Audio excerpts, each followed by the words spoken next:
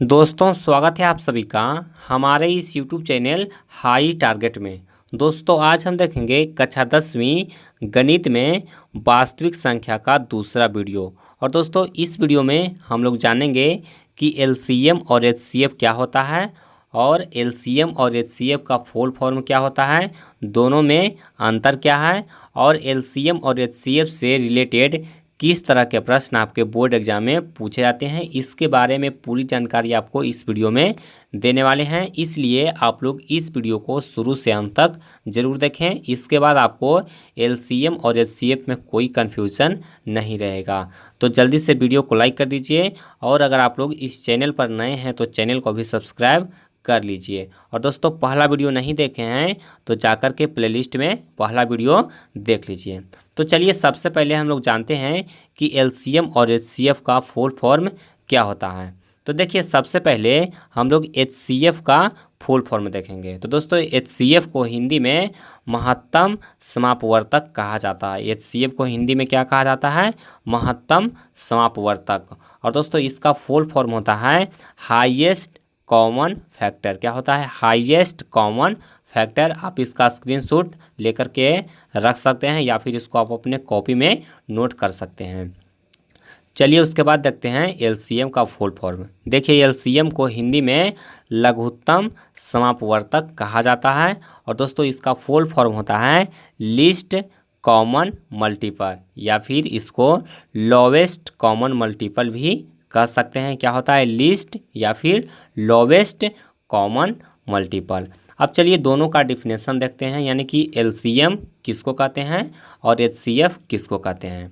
तो देखिए सबसे पहले हम लोग जानेंगे LCM यानी कि लघुत्तम समापवर्तक किसे कहते हैं। तो देखिए इसका डिफिनेशन आपको यहाँ पर दिया हुआ है कि दो या दो से अधिक संख्याओं का लघुत्तम समापवर्तक वह छोटी से छोटी संख्या है जो उन संख्याओं से पूरी विभाजित हो जाती है।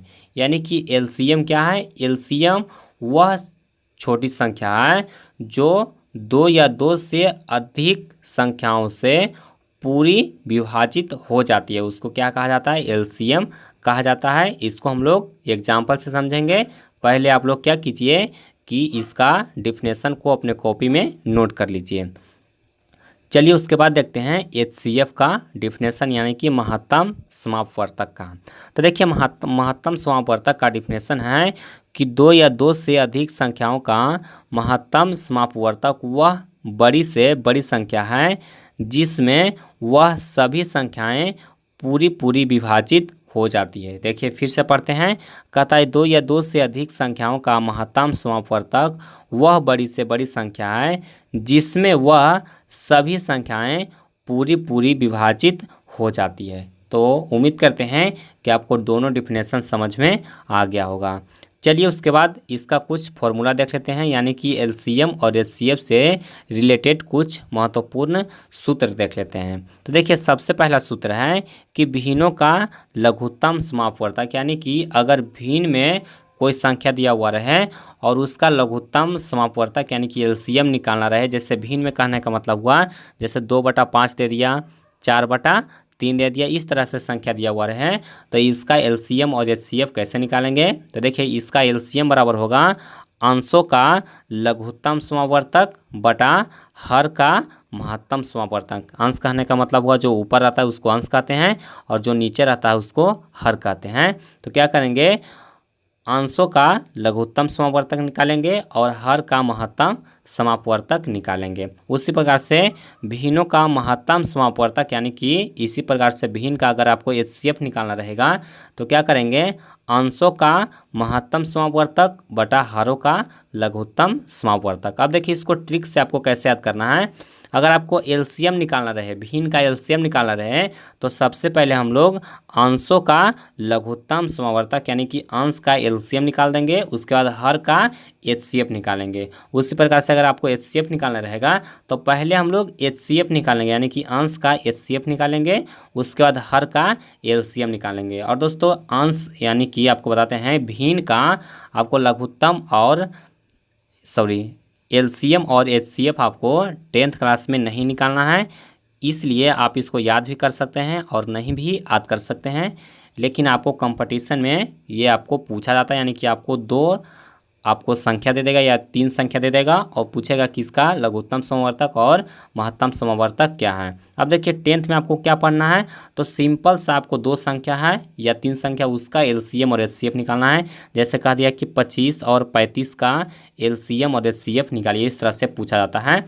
तो उसको आप लोग उसको कैसे निकालना है उसको हम आगे बताएंगे, लेकिन इसके लिए एक फॉर्मूला और देख लीजिए। एलसीएम गुने एचसीएफ बराबर होता है प्रथम संख्या गुने द्वितीय संख्या, यानी कि दो संख्या का अगर एलसीएम और एचसीएफ दिया हुआ रहे तो उसके बीच में क्या रिलेशन होगा, एलसीएम गुने एचसीएफ बराबर प्राथमिक संख्या गुने द्वितीय संख्या। तो दोस्तों ये तीनों फार्मूला को आप अपने कॉपी में नोट कर लीजिए। ये तीनों फार्मूला आपके लिए बहुत ही इंपॉर्टेंट है और ख़ास करके ये तीसरा फार्मूला है ये बहुत ही इंपॉर्टेंट है और ज़्यादातर आपको 10th क्लास में यही फार्मूला यूज होने वाले हैं। तो चलिए अब हम देखते हैं कि आपके बोर्ड एग्जाम में इस टॉपिक से रिलेटेड किस तरह के प्रश्न पूछे जाते हैं और उसको कैसे सॉल्व करना है। तो देखिए आपको पता होगा कि बोर्ड एग्जाम में दो टाइप के प्रश्न पूछे जाते हैं, एक होता है ऑब्जेक्टिव और दूसरा होता है सब्जेक्टिव। तो दोस्तों दोनों को बनाने का जो मेथड होता है वो सेम होता है। जो शॉर्ट क्वेश्चन होता है उसको ऑब्जेक्टिव में पूछा जाता है और जो लॉन्ग क्वेश्चन होता है उसको सब्जेक्टिव में पूछा जाता है। अब देखिए आपको बताते हैं कि इस टॉपिक से आपको किस तरह के प्रश्न पूछे जाएंगे।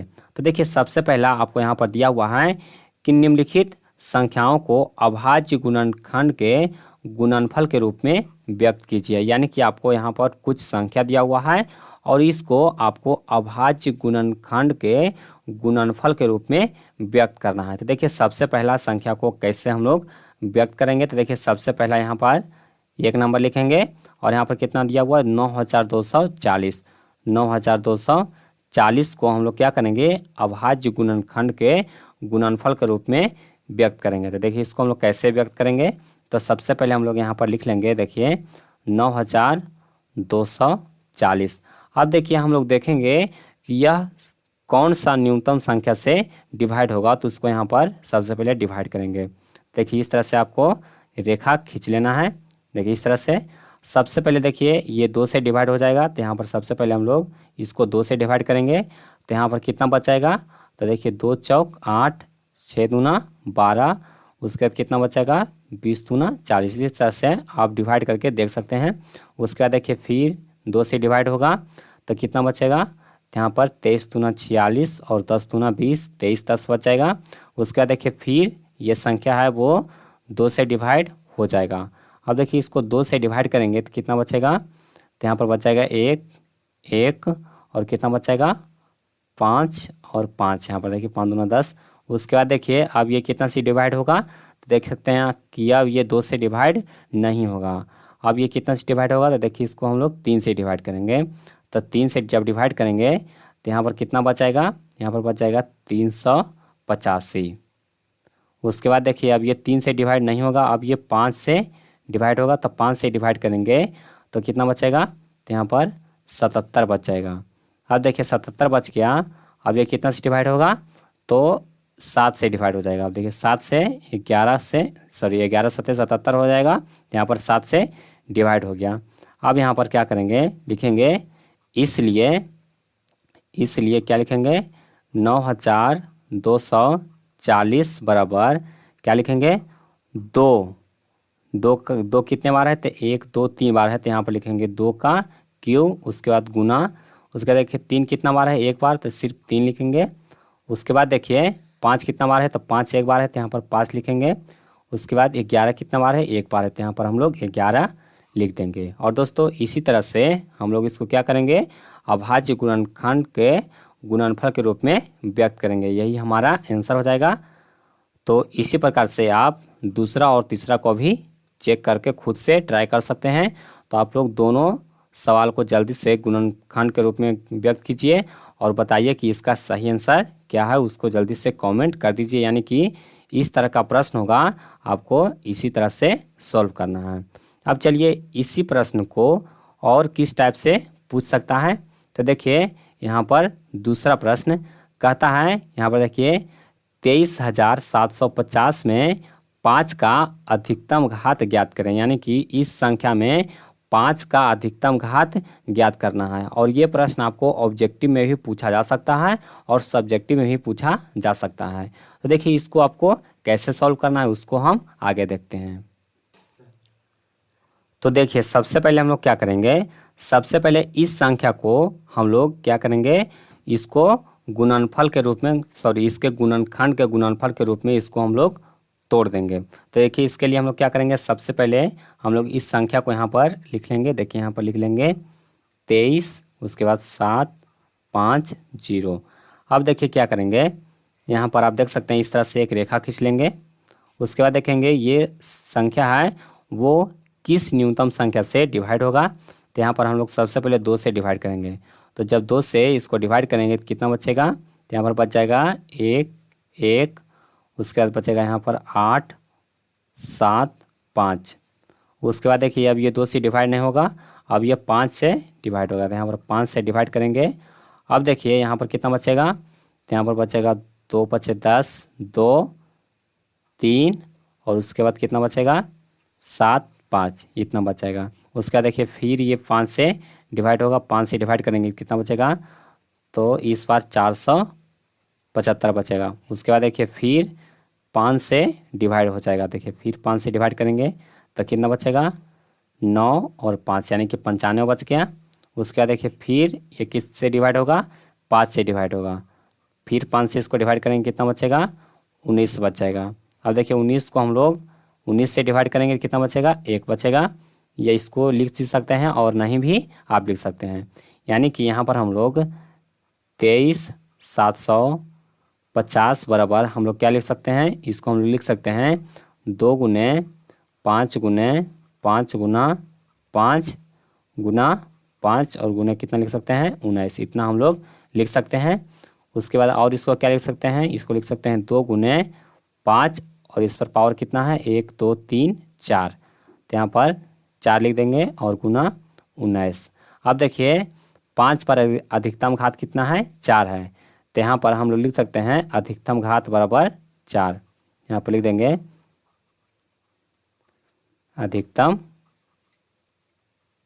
घात बराबर 4, यानी कि अधिकतम घात कितना है 4 है और यही हमारा आंसर हो जाएगा। अब चलिए उसके बाद हम लोग देखते हैं कि और किस तरह के प्रश्न आपके बोर्ड एग्जाम में इससे रिलेटेड पूछे जा सकते हैं। चलिए उसके बाद देखिए तीसरा क्वेश्चन। और दोस्तों तीसरा क्वेश्चन, ये क्वेश्चन आपके बोर्ड एग्जाम में जरूर पूछे जाते हैं, यानी कि इस तरह के एक प्रश्न आपके बोर्ड एग्जाम में जरूर पूछे जाएंगे। तो इसको आप अच्छी तरह से क्लियर कर लीजिए। देखिए प्रश्न है संख्याओं 510 और 192 के अभाज्य गुणनखंड विधि से HCF और LCM ज्ञात करें और सत्यापित करें कि 2 संख्याओं का गुणनफल बराबर LCM गुने HCF।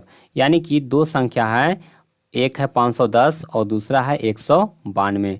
इसका HCF और LCM निकालना है। किस विधि से निकालना है, तो अभाज्य गुणनखंड विधि से निकालना है। और कह रहा है कि सत्यापित करना है, यानी कि प्रूव करना है कि दोनों संख्याओं का गुणनफल बराबर HCF गुने LCM। तो देखिए सबसे पहले हम लोग क्या करेंगे, सबसे पहले हम लोग सॉल्यूशन लिखेंगे और सॉल्यूशन लिखने के बाद हम लोग सबसे पहले दोनों का अभाज्य गुणनखंड तोड़ेंगे। दोस्तों आप लोग जानते हैं कि आप लोग HCF 2 विधि से निकाल सकते हैं। एक होता है यूक्लिड विभाजन एल्गोरिथम, उसको हम अगला वीडियो में देखेंगे। और दूसरा विधि है अभाज्य गुणनखंड विधि। LCM को हम लोग 2 तरीका से निकालते हैं, एक सिंपल तरीका हो गया और दूसरा हो गया अभाज्य गुणनखंड विधि से हम लोग LCM को भी निकाल सकते हैं। तो इस प्रश्न में आपको अभाज्य गुणनखंड विधि से आपको LCM और HCF ज्ञात करना है। तो सबसे पहले हम लोग क्या करेंगे, दोनों संख्या का अभाज्य गुणनखंड के रूप में तोड़ देंगे। तो देखिए सबसे पहले 510 को हम लोग लिख देंगे यहाँ पर। देखिए सबसे पहले 510 को अभाज्य गुणनखंड के रूप में तोड़ेंगे। तो देखिए 510 को इस तरह से लिख लेंगे। अब देखिए 510 को हम लोग क्या कर सकते हैं, 2 से डिवाइड कर सकते हैं। तो कितना बचेगा, तो इसका आधा कितना होता है 255 होता है। उसके बाद देखिए 255 को हम लोग 5 से डिवाइड करेंगे, कितना बचेगा 5 और कितना बचेगा 1। उसके बाद देखिए 51 है, वो 5 से अब डिवाइड नहीं होगा, अब कितना से डिवाइड होगा 3 से डिवाइड होगा। तो उस बचेगा कितना 17। अब 17 को इस तरह से छोड़ सकते हैं या फिर एक बार और 17 से लगा करके एक शेष लिख सकते हैं। यानी कि यहाँ पर हम लिख सकते हैं, इसलिए 510 बराबर 2 गुने 5 गुने 3 गुने 17, इतना आप लिख सकते हैं। इतना बराबर इतना आप लोग लिख सकते हैं। उसके बाद एक संख्या और है कितना 192, तो 192 को भी यहाँ पर हम लोग लिख देंगे और इसका भी हम लोग अभाज्य गुणनखंड के रूप में तोड़ देंगे। तो सबसे पहले यहाँ पर 2 से लगाएंगे तो कितना बचेगा, इसका आधा हो जाएगा कितना 96। उसके बाद देखिए फिर 2 से ट्राई करेंगे तो कितना हो जाएगा, इसका आधा हो जाएगा 48। उसके बाद फिर 2 से तो कितना होगा 24 दूना 48। उसके बाद फिर 200 तो हो जाएगा 12 दूना 24। उसके बाद फिर 2 से 6 दूना 12। उसके बाद देखिए फिर 2 से करेंगे तो कितना बचेगा 3 दूना 6, यानी कि 3 लास्ट बच गया। इसके बाद हम लोग और नहीं तोड़ सकते हैं, तो यानी कि हम लोग लिख सकते हैं 192 बराबर कितना लिख सकते हैं 2 गुना, सॉरी छोड़िए इसको 2 पर हम लोग डायरेक्टली देख सकते हैं कितना पावर है, तो 1 2 3 4 5 6, यानी कि 2 के पावर 6 और गुना 3 लिख सकते हैं, इतना हम लोग लिख सकते हैं। अब देखिए इससे आपको एलसीएम निकालना है और एचसीएफ निकालना है। तो देखिए हम लोग सबसे पहले यहाँ पर एचसीएफ निकालते हैं। तो देखिए इसको थोड़ा सा स्क्रॉल कर देते हैं, देखिए दोनों यहाँ पर आ गया। अब देखिए इसलिए लिखेंगे एचसीएफ बराबर एचसीएफ बराबर। अब देखिए एचसीएफ निकालने के लिए हम लोग देखेंगे कि इसमें कौन ऐसा न्यूनतम संख्या है जो दोनों में है। आपको देखना है कि कौन सा न्यूनतम संख्या है वो दोनों में है।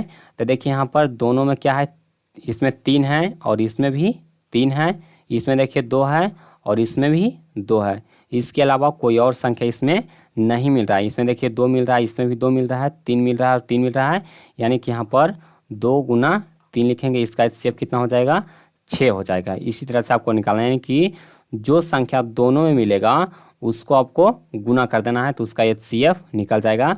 उसके बाद देखिए इसमें एलसीएम कैसे निकालेंगे, एलसीएम भी हम उसी प्रकार से निकालेंगे। तो देखिए इसमें एलसीएम कैसे निकालना है, तो देखिए इसमें 2 है, इसमें भी 2 है, तो 2 अधिकतम बार किस में है, तो देखिए 2 अधिकतम बार इसमें है 2 के पावर 6, तो यहाँ पर लिखेंगे 2 के पावर 6। उसके बाद देखिए 3 दोनों में है, तो 3 का अधिकतम पावर कितना है 1 है, तो सिर्फ यहाँ पर 3 लिखेंगे। उसके बाद देखिए इसमें 5 एक बार है तो एक बार 5 लिखेंगे। उसके बाद देखिए 17 एक बार है तो एक बार यहाँ पर हम लोग 17 लिख देंगे। यानी कि जो संख्या दोनों में रहे उसमें देखेंगे कि अधिकतम घात किसका है उसको लिखेंगे, और जो संख्या सिर्फ एक में रहे तो उसको हम लोग जितना घात रहेगा उसको यहाँ पर लिख लेंगे। तो यहाँ पर एलसीएम बराबर कितना लिख लेंगे 2 के पावर 6 गुना 3 गुना 5 गुना 17, और इतना बराबर हम लोग इसको गुना करके देख लीजिए कितना आता है। तो इसको गुना कीजिएगा तो आएगा 1 6, उसके बाद आएगा 3 0 2, यानी कि इसका एलसीएम इतना आ गया और एचसीएफ इतना आ गया। अब देखिए यहाँ पर हम लोग क्या करेंगे, चेक करेंगे, यानी कि आपको क्या करना है, ऊपर देखिए यहाँ पर लिखा हुआ है सत्यापित करें कि 2 संख्याओं का गुणनफल बराबर एलसीएम गुने एचसीएफ। तो देखिए सबसे पहले क्या करेंगे, यहाँ पर दोनों संख्या का गुणनफल करेंगे। तो देखिए दोनों संख्या कितना है, तो एक संख्या है 510, तो यहाँ पर लिखेंगे 510 और गुना दूसरा संख्या कितना 192 है, और बराबर में एलसीएम गुना एचसीएफ, इस तरह से हम लोग लिखेंगे। अब देखिए 510 गुना 192, यहाँ पर लिखेंगे, इसको आप गुना कीजिए देखिए कितना आता है। तो इसको जब आप लोग गुना कीजिएगा तो आएगा यहाँ पर देखिए 9 7 9 2 0, इतना आएगा, और इतना बराबर आपको एलसीएम और एचसीएफ कितना है 163 और 20 एलसीएम हो गया, और एचसीएफ कितना है 6 है, इतना बराबर 6। अब इसको आप लोग गुना कीजिएगा तो कितना आएगा, तो इसको गुना करने के बाद आएगा 9 7 9 2 0, यानी कि आप देख सकते हैं कि एलसीएम गुना एचसीएफ और यहाँ पर दोनों संख्याओं का गुणनफल है वो दोनों बराबर है। तो आपको यहाँ पर क्या लिखना है, आपको यहाँ पर एक लाइन लिख देना है। यहाँ पर अभी लाइन नहीं लिख पाते हैं, लेकिन आपको यहाँ पर लिख देना है, क्या लिखना है कि स्पष्टतः एलसीएम गुने एचसीएफ बराबर दोनों संख्याओं का गुणनफल। क्या लिखना है, स्पष्टतः एलसीएम गुने एचसीएफ बराबर दोनों संख्याओं का गुणनफल, और यहाँ पर आपको लिख देना है प्रूव्ड। इस तरह से आपको यहाँ पर लिख देना है। उसके बाद देखिए अगला क्वेश्चन, ये भी मोस्ट इम्पोर्टेंट है और इस तरह के प्रश्न भी आपके बोर्ड एग्जाम में पूछे जाते हैं। देखिए कहता है यदि HCF कितना 510 और 92 बराबर 2 दिया है, यानी कि HCF आपको दिया हुआ है 510 और 92 का कितना आपको 2 दिया हुआ है, तो आपको LCM निकालना है 510 और 92 का। तो देखिए इसमें वही फार्मूला अप्लाई करना है, दोनों संख्याओं का गुणनफल बराबर HCF गुने LCM। देखिए दोनों संख्या कितना दिया हुआ है, एक संख्या है 510 और दूसरा संख्या है 92। तो यहाँ पर हम लोग डायरेक्टली लिख देंगे 510 गुने 92 बराबर यहाँ पर लिखेंगे LCM गुने HCF। अब देखिए आपको HCF दिया हुआ है 2, आपको निकालना क्या है, LCM निकालना है। तो आप लिखेंगे LCM बराबर यहाँ पर लिख सकते हैं 510 गुना 92 और क्या है LCM इस तरफ गुना, सॉरी HCF इस तरफ गुना में है तो इस तरफ जाकर हो जाएगा भाग में, तो यहाँ पर बटा में HCF यहाँ पर लिख सकते हैं HCF। अब देखिए इसको और क्या लिख सकते हैं, देखिए 510 और 92 को आप गुना कीजिए, तो यहाँ पर लिख सकते, सॉरी पहले गुना नहीं कीजिए, डायरेक्टली आप पहले लिख दीजिए। तो 510 गुना 92 और बटा HCF कितना दिया हुआ है, 2 दिया हुआ है, तो यहाँ पर 2 दिया हुआ है। अब देखिए इसको आपको सॉल्व करना है। तो देखिए इसको सॉल्व किए, सबसे पहले देखिए 2 से इसको कैंसिल किए तो कितना होगा, 2 चौक 8 और 6 दूना 12, 46 से ये कैंसिल होगा। अब देखिए इसको आप 510 गुने 46 आप गुना कीजिए, तो 510 गुना 46 कितना होगा, तो यहाँ पर हो जाएगा 23, कितना होगा 23,460 इतना हो जाएगा। यानी कि इसका LCM कितना हो जाएगा, इसका LCM हो जाएगा यहाँ पर हो जाएगा कितना 23,460। और दोस्तों यही हमारा आंसर हो जाएगा। तो आपको लिख देना है कि LCM बराबर 23,460 आंसर। तो दोस्तों उम्मीद करता हूँ कि ये वीडियो आपको पसंद आया होगा, और अगर आपको वीडियो पसंद आया तो वीडियो को लाइक कीजिए, इसको अपने दोस्तों में शेयर कीजिए, और अगर आप लोग इस चैनल पर नए हैं तो चैनल को भी सब्सक्राइब कर लीजिए। और दोस्तों इसका जो अगला वीडियो आएगा उसमें हम लोग देखेंगे यूक्लिड विभाजन एल्गोरिथम के द्वारा HCF किस तरह से ज्ञात किया जाता है। तो अगर आप लोग चैनल को सब्सक्राइब नहीं किए हैं तो चैनल को सब्सक्राइब करके बेल आइकन को दबा लीजिए ताकि आपको वीडियो का नोटिफिकेशन मिल सके।